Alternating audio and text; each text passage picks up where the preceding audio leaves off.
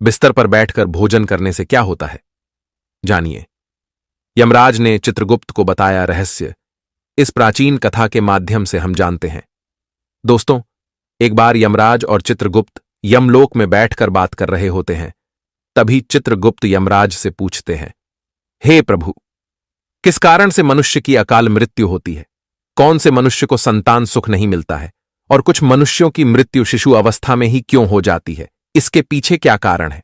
तब यमराज चित्रगुप्त को बताते हैं, हे चित्रगुप्त, तुमने उचित ही प्रश्न किए हैं। इन सभी प्रश्नों का उत्तर मनुष्य की आदतों में छिपा होता है। मनुष्य जिस प्रकार का आचरण करता है, उसे उसी के अनुसार सुख और दुख भोगने पड़ते हैं। मनुष्य की अकाल मृत्यु होने के पीछे भी उसकी आदतें ही कारणीभूत होती है। तुम्हारे प्रश्नों का उत्तर बताने से पहले मैं तुम्हें एक अत्यंत महत्वपूर्ण कथा सुनाता हूं। इस कथा में तुम्हें तुम्हारे सभी प्रश्नों के उत्तर मिल जाएंगे। इसीलिए तुम इस कथा को ध्यान से जरूर सुनना। जो भी इस कथा का श्रवण करता है और इसका प्रचार करता है, मैं उसके 32 अपराध माफ करता हूं। चित्रगुप्त कहते हैं, हे धर्मराज, आपके मुख से इस महान कथा को सुनने का सौभाग्य मुझे प्राप्त हो रहा है। मैं इसे ध्यान से पूरा अवश्य सुनूंगा। फिर यमराज चित्रगुप्त को वह कथा सुनाने लगते हैं। पूर्वकाल की बात है। मगध देश में हेमकुंडल नाम के एक प्रसिद्ध सम्राट हुआ करते थे। उनके राज्य के अंदर अनेक नगर, वन, पर्वत तथा सरोवर थे। महाराज हेमकुंडल अत्यंत गुणवान, बुद्धिमान तथा कुशल सम्राट थे।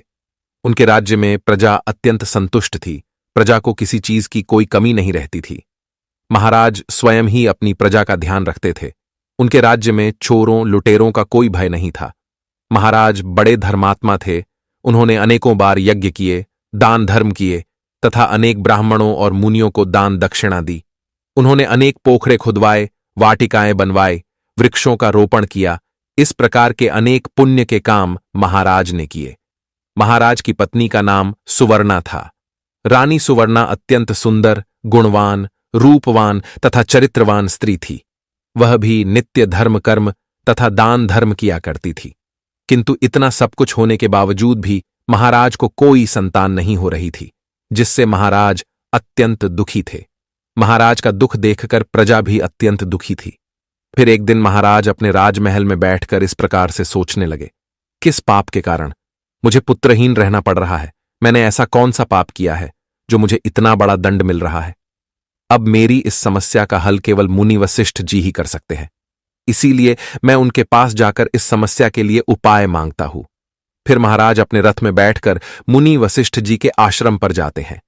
वहां पर मुनि वशिष्ठ जी ने उनका स्वागत किया और उन्हें बैठने के लिए आसन देकर पूछने लगे, हे राजन, आज किस कारण से आपका हमारे आश्रम पर आना हुआ?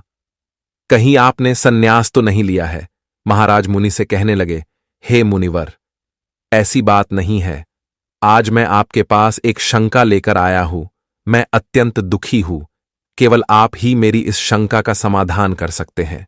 मुनि वशिष्ठ कहने लगे, हे राजन, भला आपको किस प्रकार का कष्ट? आप तो इतने बड़े राज्य के सम्राट हैं। आपके मन में जो भी शंका हो, आप निसंकोच होकर पूछिए। मैं अवश्य आपकी सहायता करूंगा।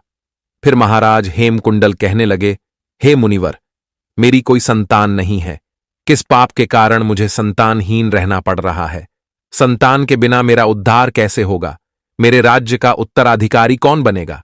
कृपया आप मुझे बताने की कृपा करें, किस कारण से मैं संतानहीन बन गया हूं और मुझे संतान प्राप्ति के लिए क्या उपाय करना चाहिए?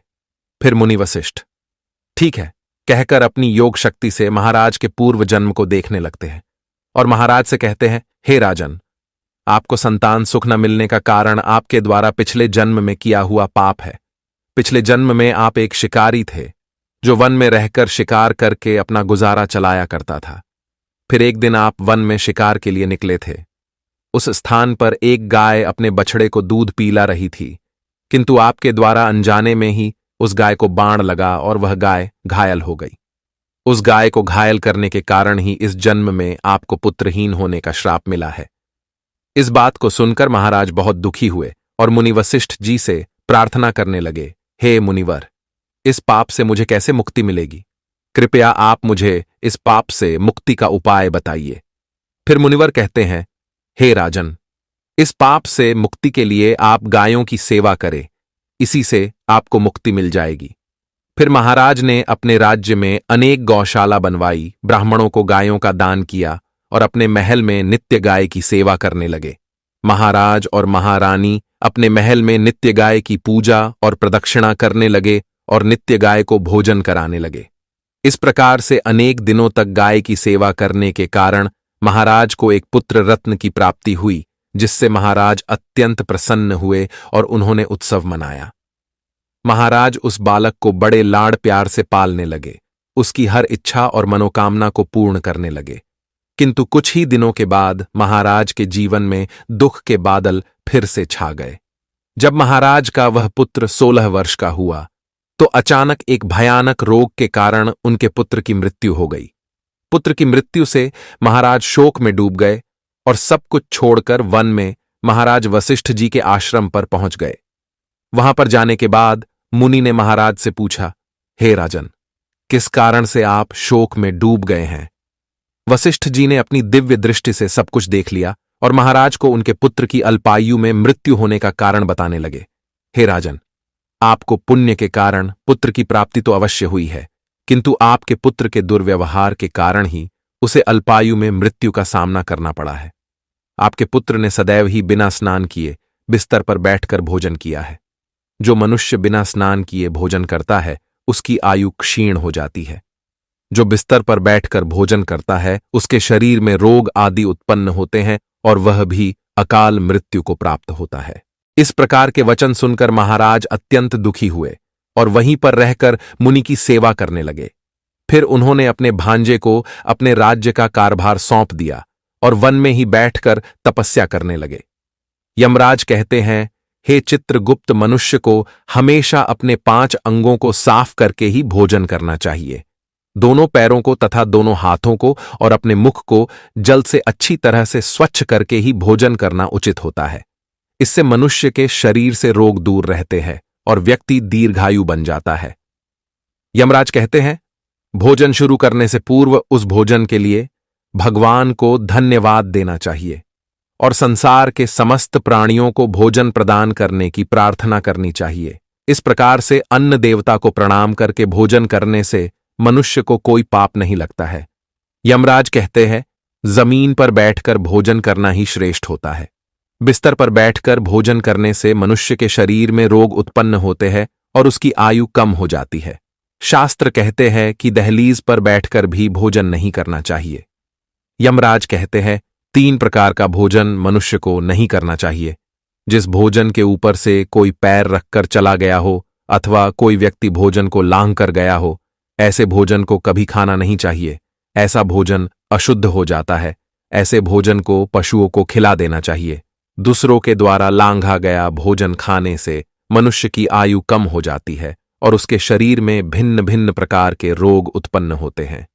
यदि भोजन में बाल निकल आता है तो ऐसा भोजन त्याज्य हो जाता है। यदि अन्न में बाल निकलता है तो उसे ईश्वर को कभी प्रसाद के रूप में नहीं चढ़ाना चाहिए और ना ही स्वयं खाना चाहिए। ऐसा भोजन प्रेतों को प्राप्त हो जाता है।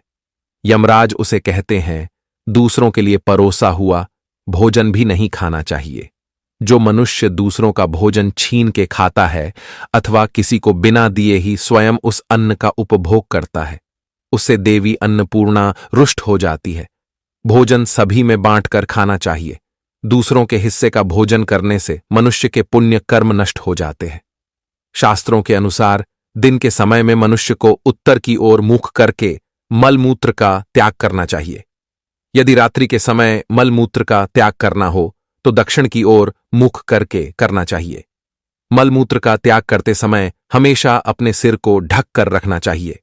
किसी भी पेड़ के नीचे, कुएं के पास, नदी के किनारे के पास, गौशाला के पास, देव मंदिर, अग्नि के पास तथा शमशान भूमि के पास कभी मलमूत्र का त्याग नहीं करना चाहिए। शास्त्रों में कहा गया है, खड़े होकर भी मलमूत्र का त्याग नहीं करना चाहिए। इससे शरीर में रोग और विकार निर्माण होते हैं। इसके साथ ही पूरी तरह से निर्वस्त्र होकर भी मलमूत्र का त्याग नहीं करना चाहिए। चलते चलते कभी पेशाब नहीं करना चाहिए, इससे जीवन में दुर्भाग्य आता है। जूते पहनकर, छाता लगाकर भी मलमूत्र का त्याग करना अनुचित माना जाता है। कभी भी किसी स्त्री, गुरु, देवता, मंदिर और पानी की तरफ मुख करके आकाश में ग्रहों को देखते हुए मल मूत्र का त्याग करना अनुचित होता है। रात्रि में चंद्रमा और अग्नि की तरफ देखते हुए भी मल मूत्र का त्याग नहीं करना चाहिए। इससे जीवन में दुख और संकट आते हैं। मल मूत्र का त्याग करने के बाद उस भाग को स्वच्छ करना चाहिए तथा अपने हाथों को भी जल से शुद्ध करना चाहिए। मल मूत्र का त्याग करने के बाद किसी दीवार पर साफ नहीं करना चाहिए, इससे पशु के रूप में जन्म प्राप्त होता है। मल मूत्र का त्याग करने के बाद उसे अच्छे से ढक देना चाहिए और उस पर मिट्टी डालनी चाहिए ताकि कोई पशु उसे खाए नहीं। यमराज कहते हैं, मनुष्य को कभी निर्वस्त्र होकर स्नान नहीं करना चाहिए, इससे पितृदेव रुष्ट हो जाते हैं। पितृदेव रुष्ट हो जाने पर मनुष्य अपना सब कुछ खो बैठता है। इस प्रकार से यमराज ने चित्रगुप्त को मनुष्य के आचार विचार तथा अच्छी और बुरी आदतों के संबंध में महत्वपूर्ण ज्ञान दिया है। वह अत्यंत महत्वपूर्ण है। उम्मीद है आपको यह जानकारी अच्छी लगी होगी। वीडियो को लाइक जरूर करें।